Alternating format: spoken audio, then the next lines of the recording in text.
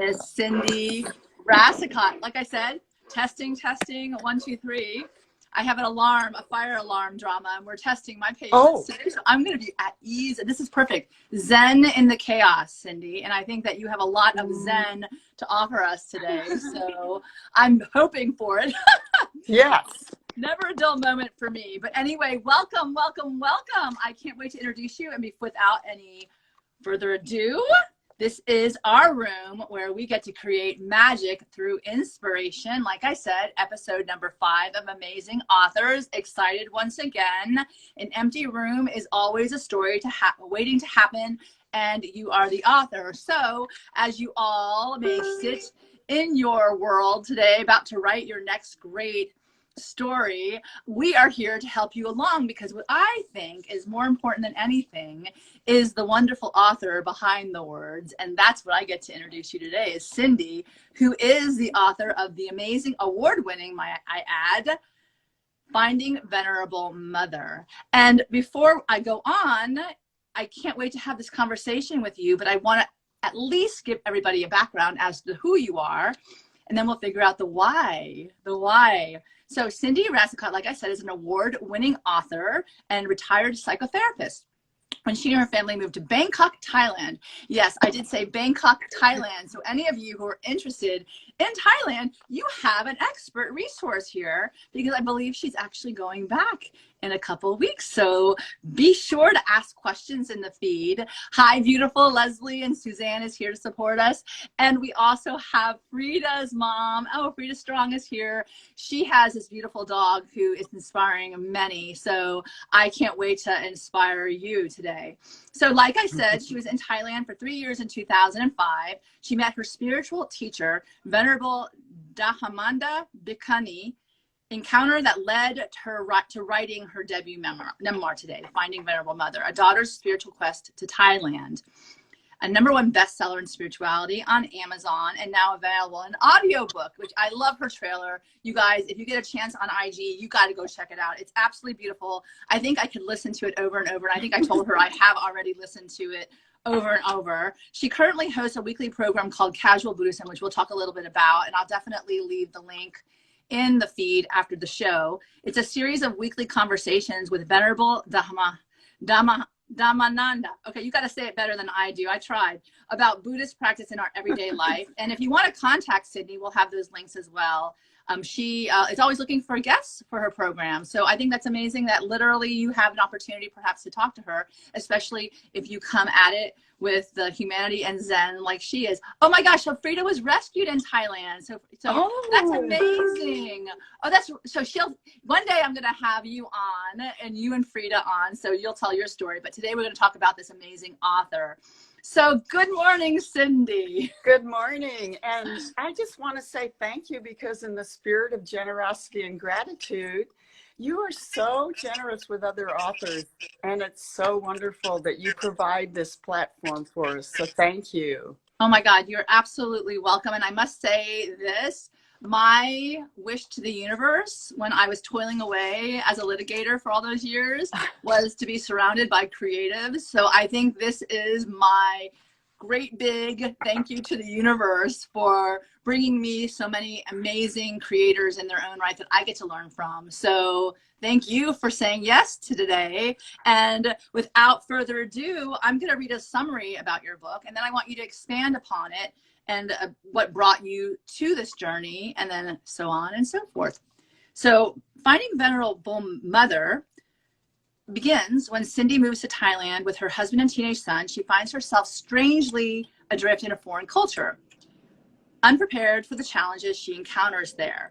On an impulse, she signs up for a conference when she unexpectedly meets a Thai Buddhist nun, Venerable Dahamanda, okay, you're gonna have to say it better, Bhikkhuni, who leads her on a spiritual journey from which there is no turning back, which I love those kind of journeys. No coming back. You never become the same again. I've been channeling that T.S. Eliot quote, to find yourself at the beginning, you know, knowing it for the first time. And that sounds like this is that kind of journey as well.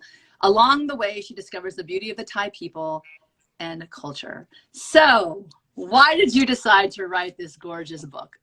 Well, you know, I decided to write this book because I am a healer at heart, and I wanted to share with women the process of healing and transformation that can happen when we heal our mother wound. And by that, I mean, of course, not everyone had a difficult relationship with our mother, as, for example, Meg, who had a beautiful relationship.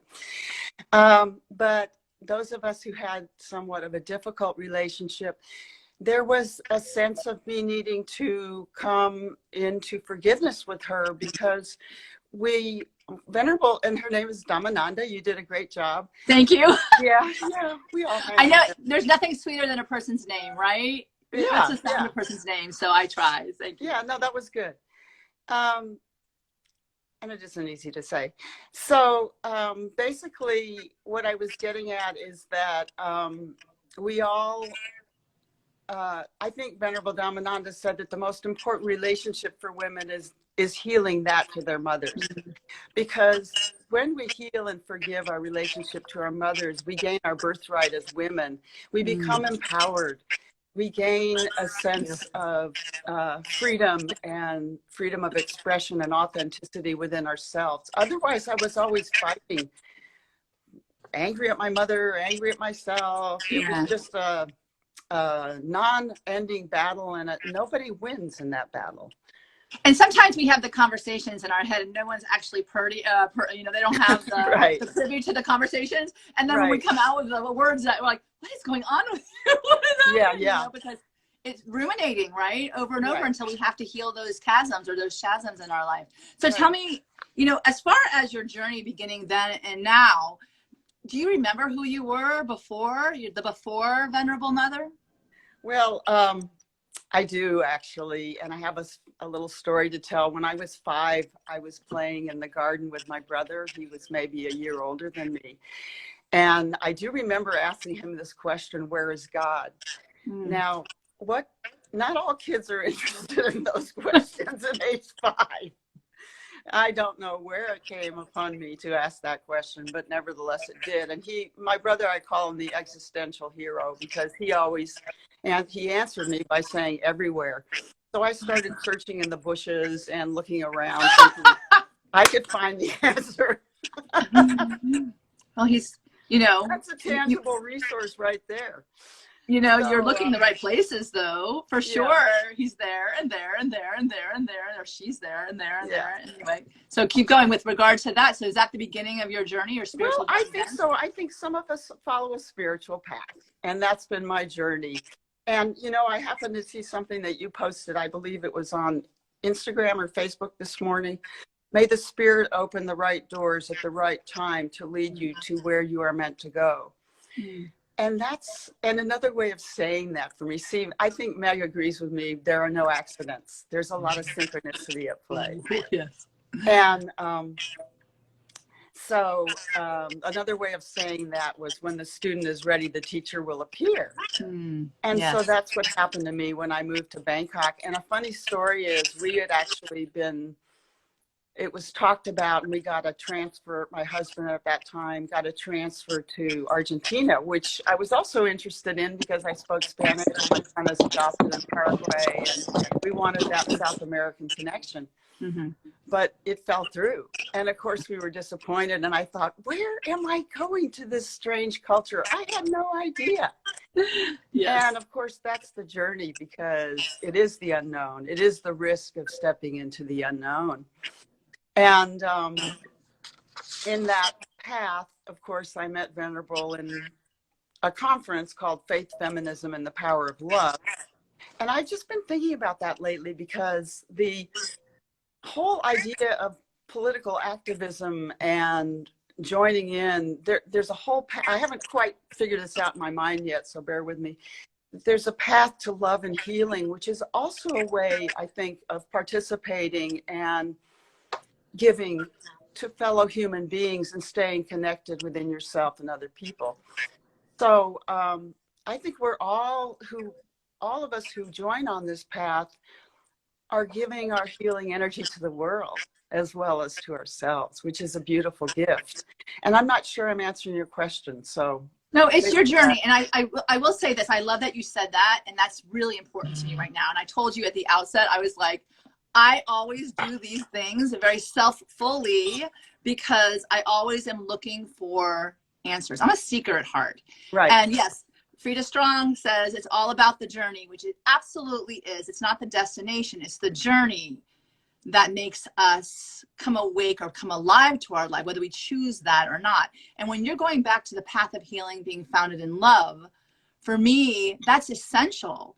And in many ways, I think it becomes self-love first. We start there because you can't pour from an empty cup. So when it goes back to your question, that journey, well, first the questions were asked of you, where's God? You started asking of it, right? Whatever that great meaning in the world is. And then you're getting answers from your brother everywhere. And then you start getting other answers from other people. And then Venerable Mother comes into your life in a place that you call a foreign, strange land until it's not anymore. And I think that is really a huge message. I will go back to that point.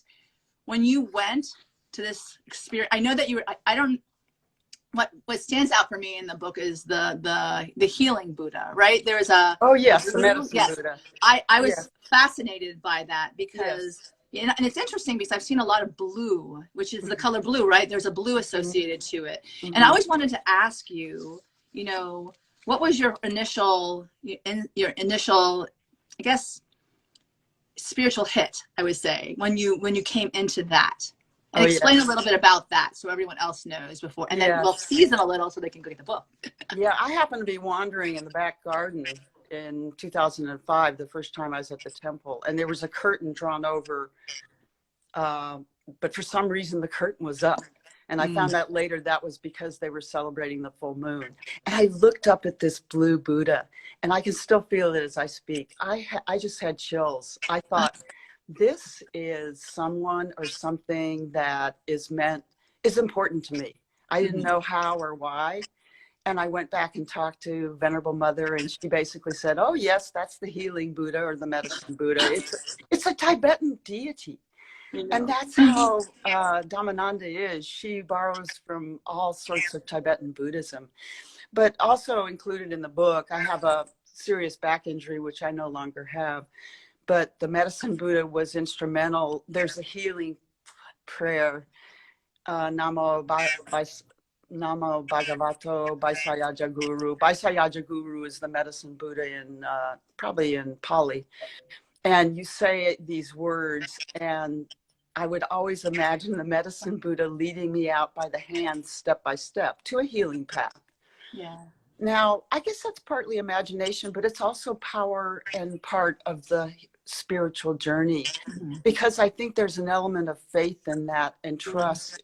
And I put my faith and trust in that Buddha, but I also felt I received that gift of love and healing. And I can't even explain that. That's just how it was. I've been studying positive psychology now for many years, and formally for the last 2. And mind, body, spirit, and the wholeness of being is very, very important in that particular field.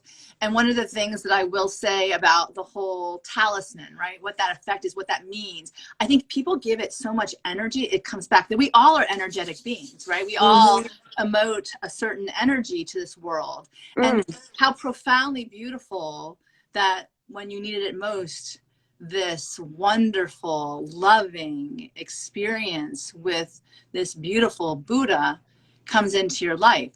Now, I've always believed, and there might be people who don't agree with me, that religion will tie you back to your spirit. So whatever religion or path or whatever you follow, it must tie you back to within you. So because that's where we all start, the heart, our core, and that's where our courage to live shows up. So back to you. You found a lot of resonating energy where you were with the Venerable Mother. In fact, she healed a lot. That experience with that person healed a lot of the past for you. And I don't want to give away the book because I think it's really important to go on that journey with you. And I have to say, after you see the cover of the book, it's quite beautiful. And I'm telling you, go watch the trailer. You're going to want to go see the movie at this point. But, you're like brought into There's a beautiful, there you go. Yay, there it is. It's just beautiful. And I think it's just the hands at the heart. I find a lot of beauty in that offering. I do. I just feel, so I had to get to know you more, right? Right. And once again, that's another reason why I'm like, well, she come on the show and talk to me. So can you tell me some of your favorite moments in the creation of your masterpiece? The fire alarm, sorry guys. That's where the questions come. It's a good question, so the fire alarm goes off. So go ahead. I'm sorry, did you say the favorite moments in the journey?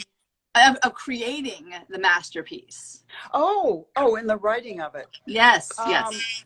Well, oddly enough, I don't mind sharing this. I was going through a divorce at the time, and to me, that was very grounding for me to be writing this story, because it was essentially telling my truth.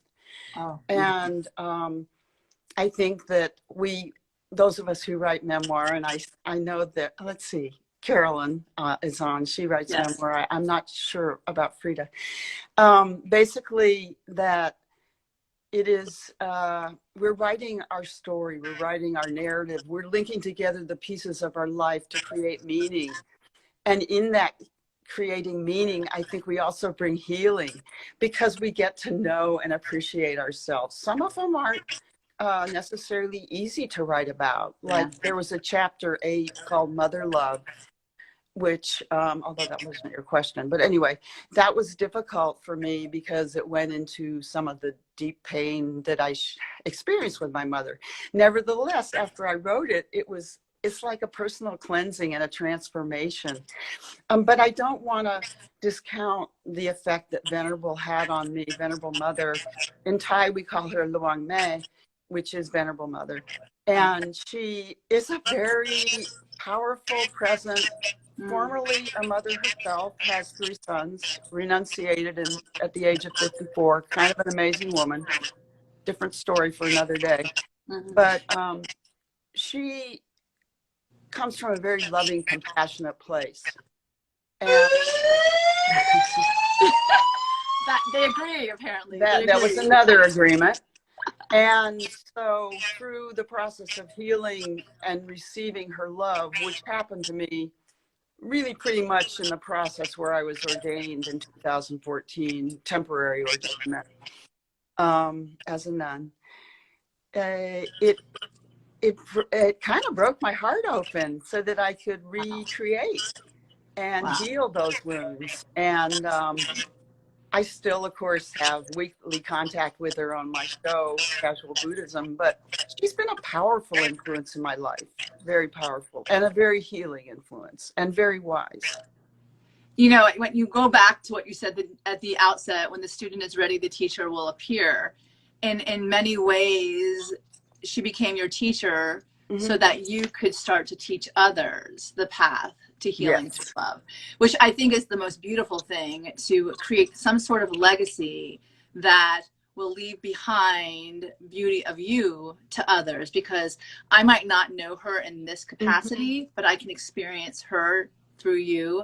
And at that, your take on the whole process as well, which I personally must resonate with because we're aligned here.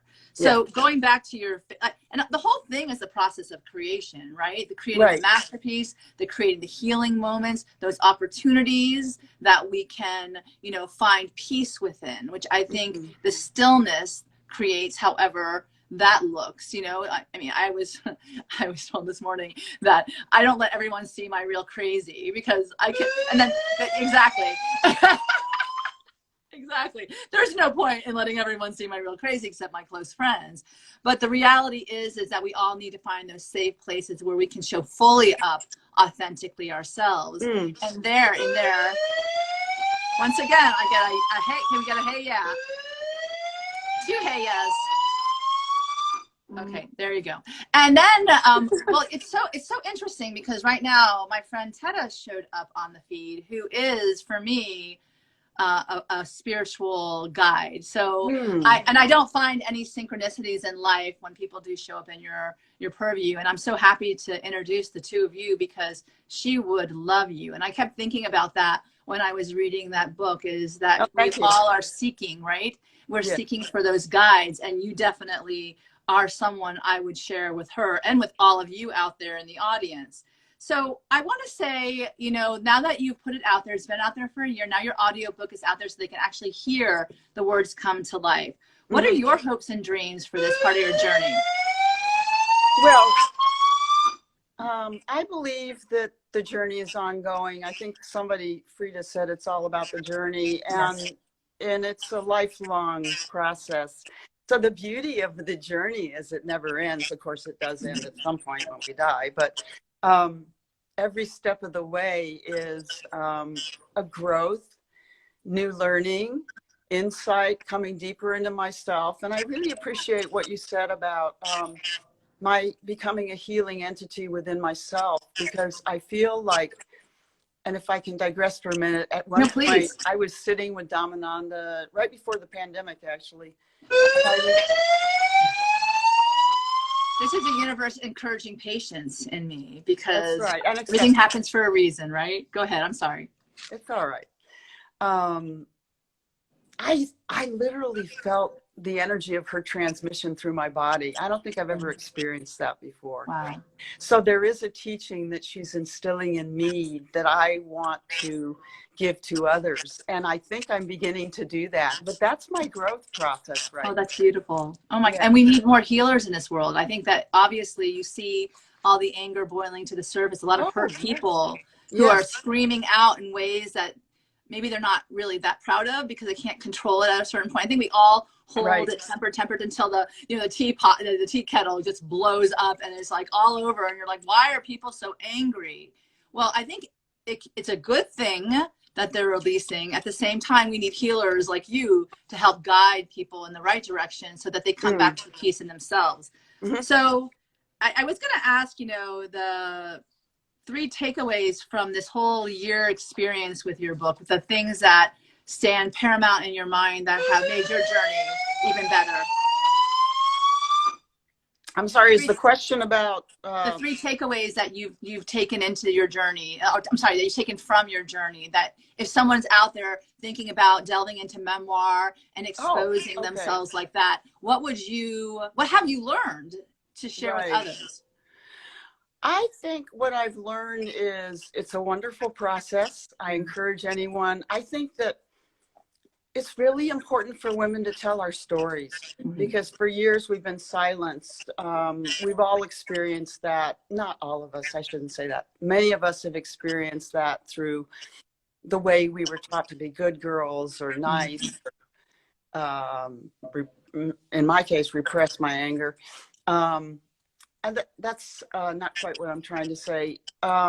When we tell our stories, we become fuller and richer.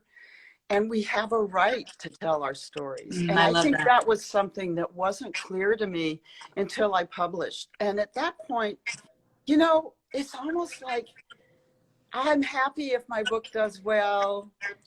I'm a little disappointed some days when I realize maybe it didn't do as well as I want. But the point is, when we write as authors, we put our message out into the world. We put our story out in the world. And it's our story. It's authentic. It's creative. It is really a gift, I think, of generosity, because when we truly share from our deeper selves, I really think we're giving a gift to the universe. So it was a very transformative, I want to say, experience to go through this. Not always easy, but maybe the marketing side was a little harder for me than the writing side. Meg, you do that really well. Oh God, and I'm exhausted too, Cindy. So don't even kid yourself.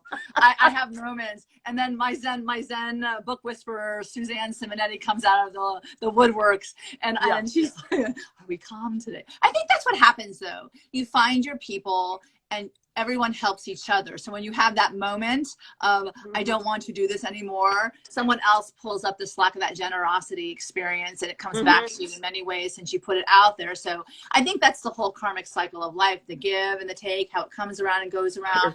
It's that, they like it. Yeah, I keep saying maybe I'm having a negotiation with the universe to basically only show up when it's loud, when I have a good point to make. So anyway, I want to go back to one more thing, and that was the question I had asked you at the outset, and you said you came up with a great answer. And I'm going to let you introduce about the whole message that you want to share with all of us at this point in time, at this point in history, at this time in your life, and this time in my life. Go for it. Okay, well, I think the way I took the message is, how do we take care of ourselves in these difficult times? Yes. And I know many of us are suffering from COVID fatigue. Some of us have lost loved ones, and for that, I'm very sorry. I'm deeply sorry. We have a vaccine, but many people are unvaccinated. Then we add to it climate change, racial unrest, and we aren't sure how to feel. We're overwhelmed. I know I had a real feeling of fatigue and lethargy yesterday, and I just felt like, what is wrong with me? And a good friend pointed out, a lot of people are feeling that, because we don't know when, if ever, things will go back to normal. And I think all this uncertainty is exhausting. The not knowing. It feels like, for me, I can say for myself, sometimes I'm at a spiritual impasse. Yeah. So my advice is this: keep it simple, and especially around the holidays, try not to get caught up in the madness of shopping and presents. Connect with people you are with, just like we're doing today. I love that. Keep it simple. Have a few friends over for a drink. Spend time with people you are closest to and love. And as Meg has shared with us, it's the month of gratitude. It is. Practice an attitude of gratitude. Now take pleasure in small things. I know so many times Venerable has said to me, when you're really upset, walk in the garden. It's not so basic. If you don't have a garden, look out the window. But there's a flower that's just waiting.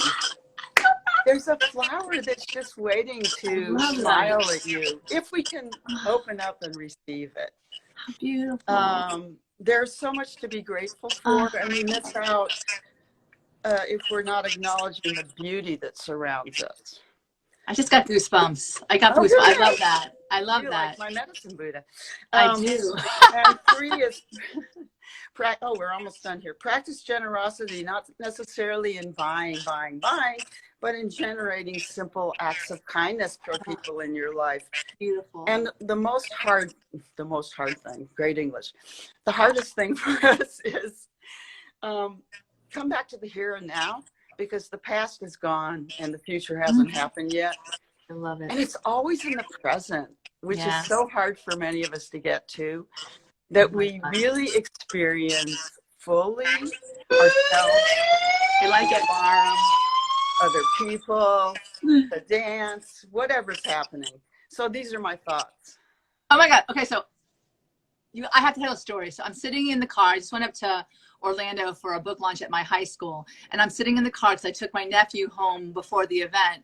I was there on campus, so I told him I take him home. I looked at him and I go, how are you doing? He's 12 years old and he's in 7th grade, so middle school, right? And I said, how are you doing? He goes, great, life's good. I have a lot of friends. I said, can you tell me your friends? Yeah, that's too much time to name them all off. I've got a lot of friends. I go, good. So I said, so what are you looking forward to? She's like, life's a little crazy. I just want to be present. Oh my gosh.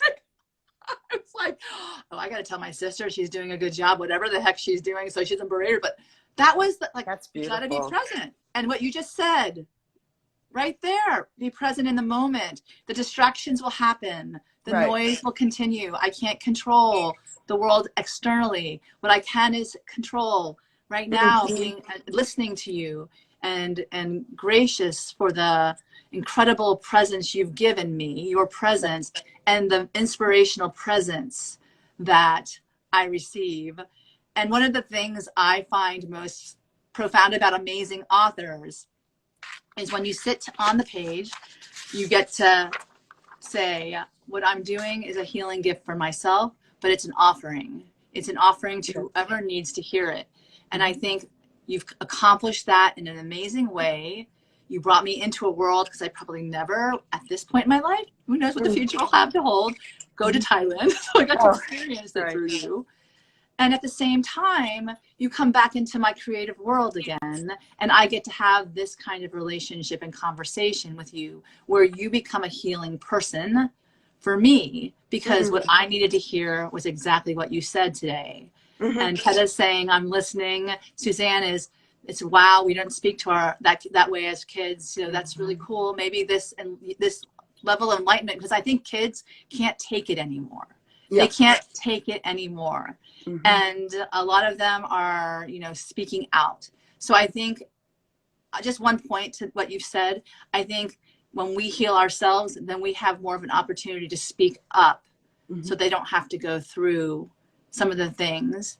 They'll be different, but yet we can not encourage a generational, you know, pain that we've had to deal with. So I've heard this say too, this is a healer's Super Bowl. So if you feel called to the table to have that conversation, and you feel that pull, you know, the universe pulling you, right? That conference calling you, Venerable Mother praising you for the gifts that she sees in you, then the gift you can give back to the world is to share your talents and strengths with everyone, which is what you've done. So we're here at the end, and I want to say books do change lives. Your book certainly did change mine. It stirred an emotion in me. It made me feel something I didn't feel before I read it. So I want to ask you, and I know that you gave us that beautiful message, but other than, you know, keep it simple, what inspirational healing message would you want us all to take away today on November 17th, 2021? Yes, I think that the spiritual path involves courage, taking risk, and most importantly, keeping an open heart, your willingness to be open. Because when we, and this is the message of my book too, when we go forward with a truly open heart, love, faith, and forgiveness are possible. Ah, that's beautiful. So on that, I say, everyone, go out into the world with an open heart, and there you'll find the courage to heal whatever wounds that you might have, and to change your narrative in a way that you will be amazed by. And also, I really do encourage all of you to go check out Casual Buddhism. It's an amazing show. I've seen a couple episodes now. It's really quite, and I will say this to you, Cindy, you're a very peaceful presence for me. And because I am seeking more peace in my life, I very much so appreciate that. And I'm grateful for you in this month of gratitude. I want to say that out loud. And I'm grateful to everyone else who's joined us today, and everyone who's listening to this at another point in time. I think there are no coincidences in life. As Ted and I would say, they're God winks. And those God winks will guide you perhaps in the direction that you most feel that you can come alive. And with that, like I said, I will put her links in the chat afterwards. And I want to make sure that if you want to find her,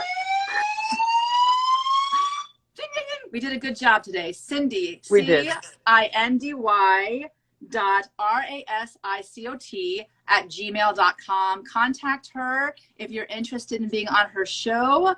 I think that I might want to join you there, but I want to listen more than anything else, because I think I'm in that mode right now. I talk too much. But anyway, I want you to keep making a difference with your words that get us all to think. And thank you so much for the gift that is you. Go out there and buy Finding Venerable Mother. It's available wherever books are sold. The audio is available now too. And like I said, Cindy, thank you so much. Thank you so much, Meg. It's a joy to be with you. It is a joy to be with you too. Big love out to all of you. Thank you, Suzanne. Thank you, Teda. Thank you, Suzanne. Thank you. We love you. So Bye. path of love, people. Let's follow it. All right, everybody. Have a great day. Thank you, Meg.